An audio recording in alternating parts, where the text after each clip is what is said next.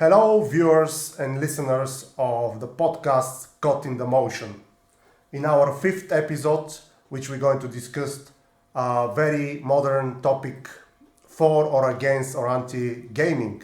With me, the main host, Yavor Ivanov, and with my co-host, Kubrat Ivanov. Hello, how are you, Kubi? I'm good. How are you? I'm good. I'm looking forward to tackle this really interesting topic, which for some is a scourge, for some is eternal pleasure. Yeah, well, it is a big topic, especially now with the growth of the industry, because now the industry is worth trillions and it only keeps getting bigger. But I feel like gaming has also become in general something more than just playing video games. It's become a way of communication and a way of staying in touch with people. So I feel like it has a few uses rather than its one primary use that we will cover in today's episode. So And here will be, with our discussion, I will be more representing the anti and against gaming. Then my co-host will represent more the people who really enjoy gaming and love gaming and spend more time with gaming. So figuratively, we will be representing these two groups of people. So I like to start with a few questions to my co-host. The first one is, what is do you think is the positive side or sides of gaming? well, the obviously the main bit is playing the video game itself. It's just like sport. It's just like anything else where if you don't do that specific thing, you won't get it anywhere else. Because if I sit down on the computer and I, let's say, spend an hour or two playing a shooter game, or I go play sports on the internet, it wouldn't be the same way as doing it in real life. Which obviously for some, now I already know that some are going to say, well, some versions of it, like sports and all, would be better off played in real life, which I agree. But just in general, talking about this online and virtual extent of gaming, it's the reason why it's so maybe addictive to people and why you want to do it is because it's an escape from reality. It's not something that follows up usually on consequences, and it's just you in the game. And I think that's one of the best positives, as sometimes I've even used it myself as just to take my mind off anything that I have day to day. Yeah, and here I'm just coming up in my mind saying about connecting with people, escaping reality.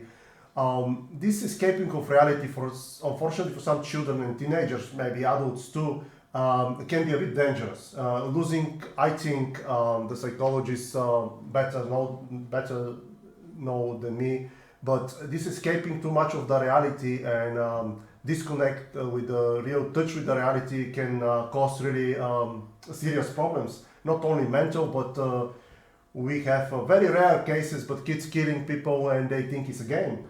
But again, I think there is a positive side. I don't know if you're going to agree with me. That a lot of people meet nice other young people and they become friends, which and through gaming this happens. So there is a positive side. But what do you think of it? Well, I 100% agree with the derealization of people, instead of actually going out to search for physical contact in the physical world to create friends or just communicate with other people. Some people kind of step over the barrier and then go too much into it, where their whole life is solely based on this virtual life that they are having, which is something we're seeing more and more now as new things and new technology like VR headsets, the virtual headsets, where you're quite literally standing with other virtual people there and you're communicating, and they're real, but at the same time you're not in a real environment with them. And I feel like that's also a very big problem, as people get disconnected from the world, and the only place where they feel comfortable is once they have that headset on or they sit back down. And there's nothing wrong with that, doing it from time to time.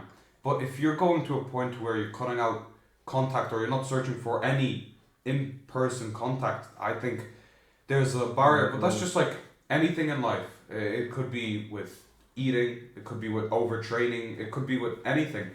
But yeah, it's scary, but that's why I feel like people have to be caught up with everything and seeing the new technology. And they should also impose restrictions on themselves, because it is easy to slip up and even just in general spend too much time on it when you could be doing something more productive. Here come naturally the question, do you think then that gaming also can be dangerous, but also if it's spending too many hours can be a waste of time instead of doing something really more productive? Oh, 100%, yeah. I do believe that you should be playing video games. Let's say you've done your exams, you've done everything that's meant to be done at home, you've prioritized your mental health, you've gone out to train, you've gone out to run, you've done something that's requiring your body to do physically, because that's another way you can relieve yourself physically and mentally. And I believe that gaming is a part of that mental relief, that psychological, that from doing it from time to time is great. I do it. You do it from time to time as well yourself. Not as much. But, Not as much, but very little. I do believe that's good. But then once you spend just too much time, even if you have that free time, even if you have too much free time, it's like this big question where even when I sit down and I only have an hour or two to play, I think, well, could I be doing something better with my time? And that's when you go back to people spending their whole day, their whole night instead of getting sleep, just thinking, could I have worked better at school? Could I have helped out my family more? Could I have trained harder maybe outside? Could I have dedicated more time to something that will contribute to me in the long term? Like I told you before, and because I don't want even my own children to be forced to do something they don't want to do, and that's why many months ago I was keep on telling you that just to make you realize yourself that instead of doing 6 hours on the gaming, for example, a day, you could have done something really positive and something that left a mark, if you like, because even this podcast, you're the one who we had the same idea we share with you, but you're the one who made the logo for example, for the Got in the Motion. And that day when you were playing game, I said, this game you're playing against Fiorentina and AC Milan in 10 years, do you think you remember that game you played? You said no. And I said, well, why don't we do what we were planning to do and make the logo, and you make a wonderful logo. So it's a good example how something can be productive, and instead of spending more time. And thankfully I think you realize that there is again, like everything in life, you have to find the balance, isn't it? Exactly, that's exactly it. And especially in the recent few months, because I've gotten more into sport than I think the most I've ever been into my life. I've always been fit, but right now I'm in this hole of maybe a slight addiction, you'd say, but a good one, where I'd much prefer to go out than stay in, where I've naturally been like that, but I found just much better things to do to also help out with that mental and psychological relief, rather the one that I try and chase from video games. Yeah. So some people, even when they balance it out, still prefer to stay maybe a little bit longer than another person, but that's up to personal preference. But I believe that there are people like me that could get their eyes slightly opened and realize, well, I could have spent maybe half the time, so I could still play, but half the time, and I would have done many other things. So yeah. And I see on you the positive side of when you found the balance, because now you train more, you're playing soccer, you do a lot of MMA, kickboxing and so on, but also you read much more. Yeah. And your knowledge is really much vaster than when you were spending so much time on gaming. So yeah. Well, I don't want to usurp all the time, so I let you ask me some questions. Yeah. Well, my question to you is, what amount of time of gaming a week do you think is too much? As a parent, as a person that's working. Well, in different circumstances, maybe it's different. If you're on a holiday, maybe 10 hours, maybe 15, 20 hours a week. If you're on holiday, all your studies finished, you're on vacation, the school is closed and it's 2-3 months in the summer, sure, why not? But going over maybe 15, 20 hours a week, I would say it will be too much. If you're studying here, if you're in university or secondary school, then it's really the type of the what is in Ireland the living cert, and in the college, in the university, you have very important exams Yeah. and lectures that you can attend. I think maybe should be narrowed to 6, maybe 7, 8 hours a week the most, because really wasting time, I think, I strongly believe, is wasting your future as well. Yeah. Because if I told you before, if you imagine you play this year 1,000 hours, but you cut it to half, this is 500 hours of something positive you can do, something that can have impact in the future in your life, like study, or just even your general knowledge. If you read and become bigger, or sports, you do sports which make you healthier, and it's good for your not only physical but mental health. Or communicate more with your family, because I see people who staying all the time young and even adults, and one day the dad die or the mom die, and if you turn back and you think of it, you say, Jesus, I spent 2,000-3,000 hours, say, every year on playing, instead of talking to my mom, to my dad, or have fun, go out, have a sit down, have a juice in the park or whatever. So yes, I think should be enjoyed. People should enjoy the game, Yeah. especially kids and teenagers. But I think 8 to 10 hours is more than enough a week if you're studying, and maybe no more than 20 if you're on holiday, because there is a much better things to do than spending 50, 60, 70 hours a week playing. Yeah. But that's my opinion. Now I don't, I'm not saying that if somebody enjoyed should not play, but that's my point of view about it. Yeah. That's a very good answer. And the follow-up question is, do you play any video games yourself? Yes and no. I play very little. You bought me a great game, the Age of Empire, which it's about the people who inherited William the Conqueror, and he fights in his grandson is fighting in France, which is a great game, historical game, which is my type of game, and I play, but haven't played for months because I'm very busy with another things, studying, working, and so on, look after the family. And in my days when I was young, we didn't have much video games. They were expensive. I couldn't afford it. We had, if I'm not mistaken, in my days was Sega, Mega Sega, with the Hedgehog. Yeah, Sonic the Hedgehog. Yeah. And I remember that I could have been addicted as well to this, because a friend of mine had money and he bought it, and he gave me that game for 3 days, and he did not stop playing 3 days. And I was so sad when I have to return the game. And then now, from the distance of the time, I realized that I could have been addicted as well to gaming if I had the opportunity to. But thank God I did not have in this. In this sense, it's good that I was not so. My family wasn't rich or wealthy enough to buy me this TV game. So I love reading. So I read a lot, and I think my knowledge is, it's about the world in general. It's good, I know a lot because I read a lot and I have good memory. I'm interested in the world. But again, the other people who doesn't like reading, they could have do something better than playing, sports, how I said, maybe get to know something about the game they like better, for example, if they like soccer or boxing or MMA, and learn some interesting facts and maybe new techniques or whatever. And so yeah, I do play games. When I was younger, I played more. When I was single, I play in the computer. I remember one. It was the Chicken Invaders. I think it was you shooting chickens, and I play a lot. And your mom,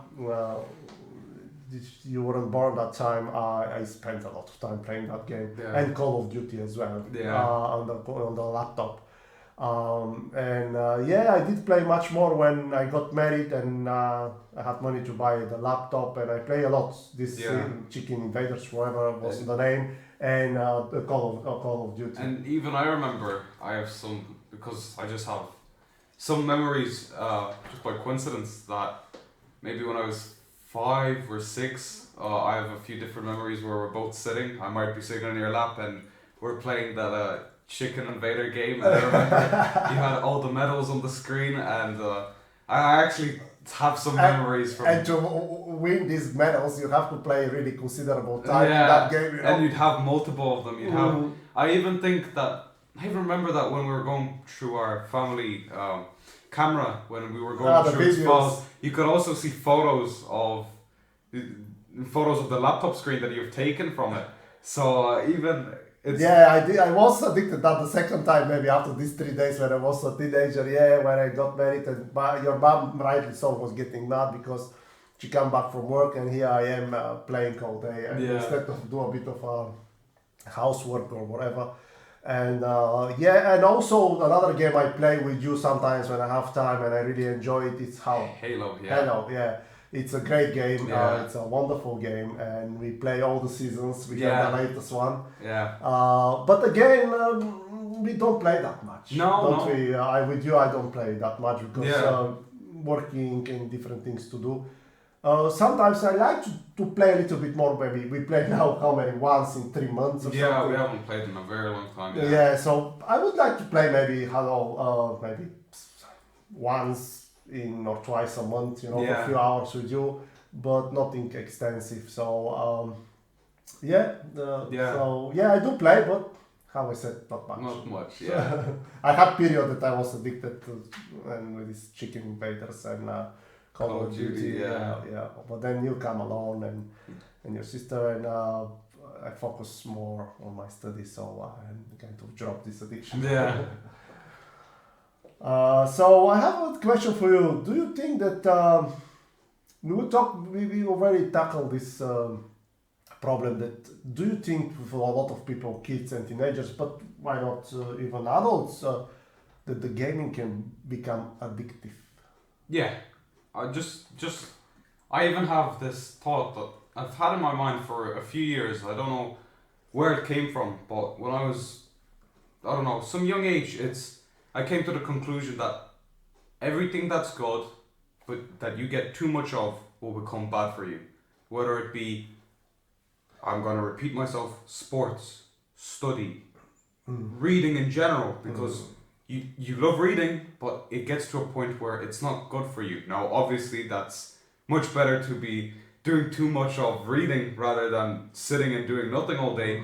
But I'm going by this motto where something that's good, but you do it too often, or you do, or eat, or do something too much, becomes bad for you.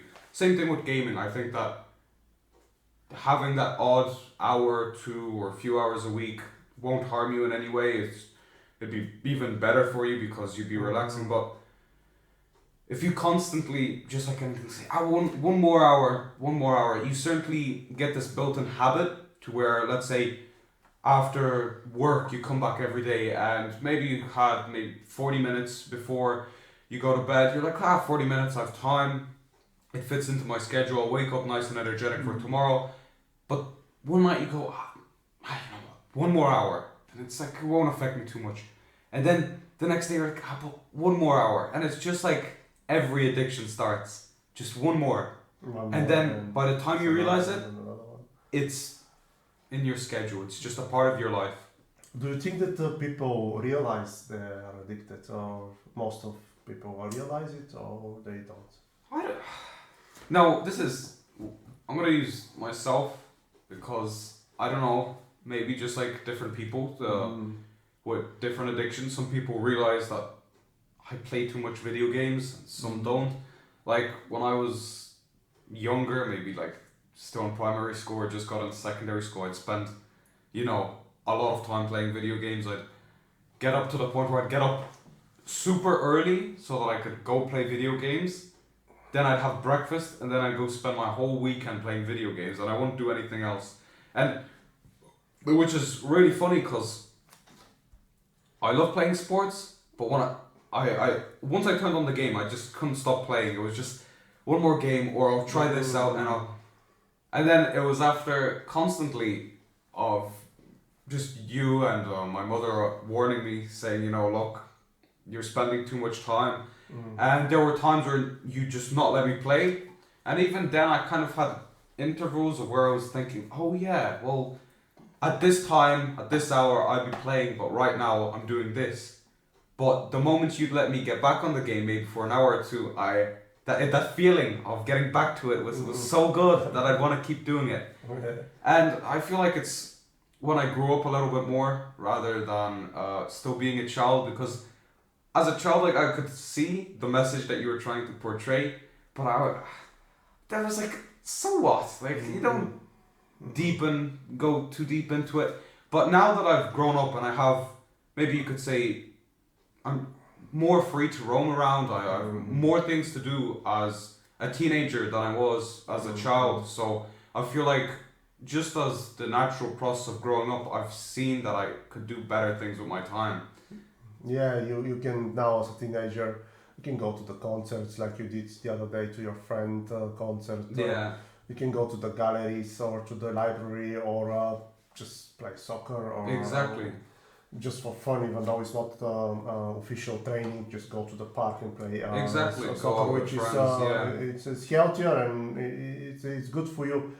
And here one question that just come up in my head is, a lot of children and teenagers, they dream that they will become YouTubers or gamers. And do you think that it's good to dream? I'm pro and really encourage people to dream and follow their dreams. But I think some dreams can be really, in a way, if you like, dangerous for the future of the children, because if everybody believes that you become a YouTuber and a gamer, YouTube showing this how play patterns, whatever, do you not think that this is a slippery dream to have every child who play games that will become a gamer and a millionaire and playing all his life and make a lot of money? Yeah. Do you not think it's a bit tricky, this dream? Yeah, well, just like any dream, I'd say, you need a plan B. Now, I feel like if you want to go down that road of pursuing it full time, you can't do it full time until you've made enough income to where you can sustain yourself rather than you living off somebody else. Like, for an example, maybe specifically as we're going into this profession and obviously this new rise of professions that opened up that weren't there like 20, 30 years ago, because obviously with the advancement of technology, we have YouTubers, people releasing music online and they never actually hold a concert in person and they're making a lot of money from that. But I feel like on one hand, it's really good that you're always pushing to be great and to be remembered as one of the greats at something. You should also have something to rely on, because as much as something is a passion and a dream, sometimes by luck or by faith, it doesn't happen the way you want it to happen. Like with in general, let's say you want to be a professional gamer, or you want to make a lot of content that you hope millions will watch so that you can make a good amount of money for yourself and pursue it as a full-time career. Some do, but most of them don't. So you could do that as a split of your time, maybe while That's people, a hobby or exactly, as people are partying, as people are spending their own time, their free time. Let's say instead of you playing video games, you're researching how to edit videos. So you have less free time, but because of your belief, it's more of an investment, if you know what I mean. Yeah. So you can work on the side, you can study, for an example, if you're a student, but that free time of yours isn't going to be your free time. That free time is going to be, I'm going to be working towards my dream. And if it goes off and you make enough money, sure, make it your job. But people in general have the misconception of, this is my dream, I love doing this, I'm going to drop everything else. But then it doesn't happen. Yeah, because like a lot of things in life, including me, in this kind of situations, it's you don't realize. Sometimes you believe and you think that you're great in whatever you're doing, but actually it's the others to judge that. Yeah. Best. So you might believe you're the best gamer, you should be becoming soon millionaire and YouTuber, but actually the way you're doing the things, maybe the most of the public don't like it, and this dream can lead you to some to mislead you in life Yeah. and waste too much time to pursue something that you unfortunately you're not as good as you think. Yeah. As like as a historian, I can say, a lot of people think they're top historians and they make comments in internet. They never read much history, but they read 2 books and they think they're the best historians ever. Yeah. But when you see the comments, you just want to shoot yourself Yeah. because I mean, absurd comments, absurd conclusions that. Serious conclusions about in anything with the history we're talking about now, you have to read a lot of books, you have to see the points of a lot of scholars. You can't just throw a comment there. I think with gaming is the same. Some people, play 1 or 2 3 years and they think, well, I'm great now in this game, I'm superb, and I will be in all of them and I'll become a millionaire and a great YouTuber, which can be misleading. Well, I'll let you ask me some questions because I don't want to exhaust you, only shooting you with my questions. Yeah. So my question is, do you think that too much parental control ruins the fun of gaming? So setting maybe a set amount of hours that you can play on a day. So let's say in one day you say you can only play an hour and a half. But do you think that ruins it? Maybe because when somebody, obviously in a child situation, you just want to sit down and enjoy it, and while you're always having to look at the time, that you don't get the same atmosphere as it because. Yeah, well, for sure, it depends who you ask, but in general, yeah, I think maybe a child who really, really, or a teenager who really, really want to play, and timing won't be a great idea. But in a long run, I think it's a good idea to be narrowing this time and to have some parental control. But again, I strongly believe that the parent should not be the dictator or the tyrant in the house and say, no, it will be that way. The best way is to persuade the child why it's not good to play, say, 5 6 hours every day.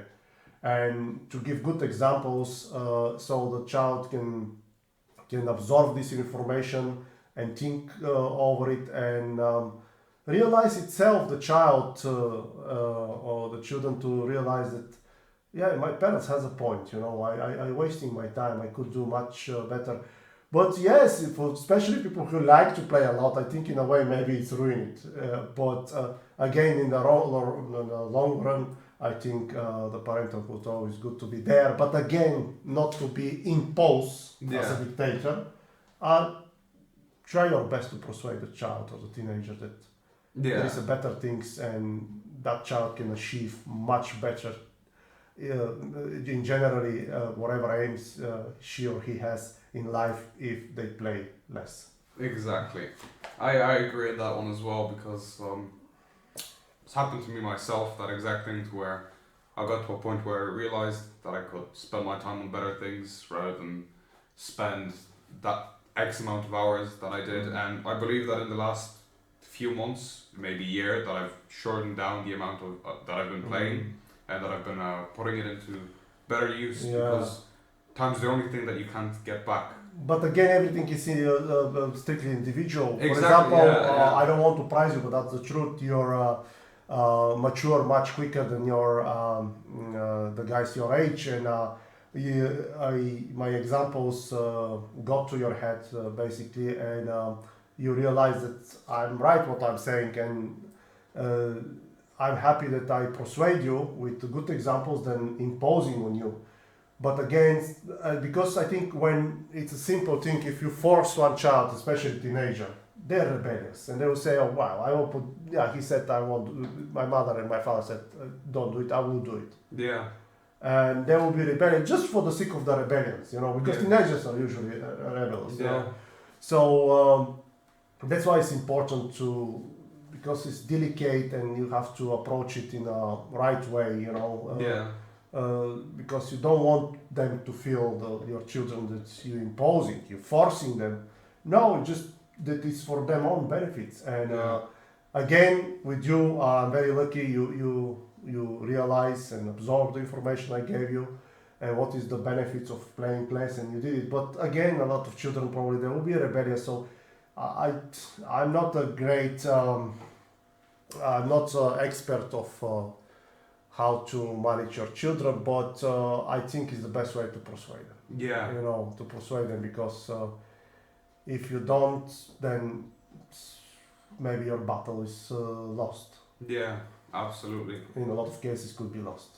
Yeah, so you believe that also limiting them is a good thing, but also in the same time, while you're limiting them, you're explaining it to them why.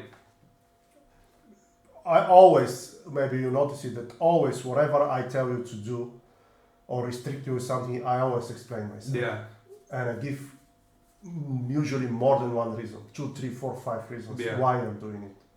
Yeah. So for you to see that I'm not imposing, just look at me, I want to be showing the house who is the boss, Yeah. who is the emperor. No, that's why I always tell you a couple of reasons, at least 2 or 3, why I'm doing that. So that is it's a reasonable impose of new rules or restrict you with something. There is a reason behind it, and I think this is the best way, because otherwise, you know, we are all born with free will, and I believe the children and teenagers, they have the same free will, and you can't just force them. You Yeah. have to persuade them. Yeah. But Absolutely. again, there is parents who wouldn't, you know, or they wouldn't Do say, it, "Ah, yeah. just play, let them play, and I have peace of mind, and Yeah. I Yeah. don't want to, you know, we get into arguments, and here I'm going to watch my favorite program, for example." Yeah. Let them play, but everybody decides for themselves. But I think it is important to be checked out of Yeah. how much the kids spend in the computer or laptop. Yeah. So the next question is, as an adult, do you believe that spending money on video games is a waste? So maybe not even purchasing the actual video game itself. Like, I tend to play here and there FIFA, or let's say when we purchased the new Halo game, it's a one-off purchase. But maybe, do you think it's a waste when you buy in-game items, like whether it be online currencies, skins, or like packs within the actual game itself? I think to a certain extent it's okay, but that's my opinion again. To a certain extent it's okay, but spending 50, 100, 200 euros or dollars or whatever currency it is, and spending too much money, I think is silly, because this money you can save it, and you can something really better for you. Like for example, the microphone we're using now, you save wisely your money, and we bought a quality microphone. So even when you do the gaming or we're doing the podcast, we have a quality one.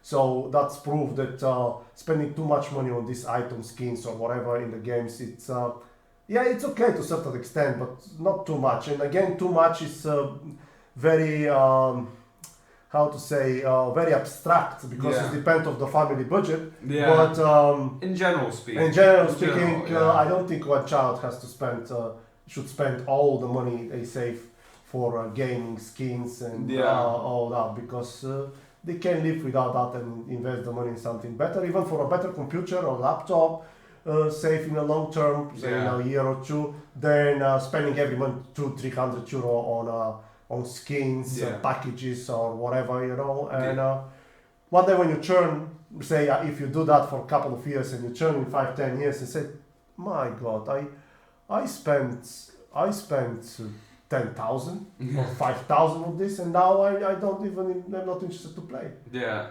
Then in a better computer you can have more memory to memorize books or do better things. Or you don't save money for a car if you're a teenager, you know, maybe second hand, but it's a car. Yeah. Then something useful can take you from point A to point B. So I think if it's spent a bit too much, it's a waste. Yeah. I agree. Well, that finishes off our episode. That is the last question, where I ended off with a great answer. And thank you for everybody that's joined us for this half an hour, that has watched throughout this full thing, and we'll catch you on the next one.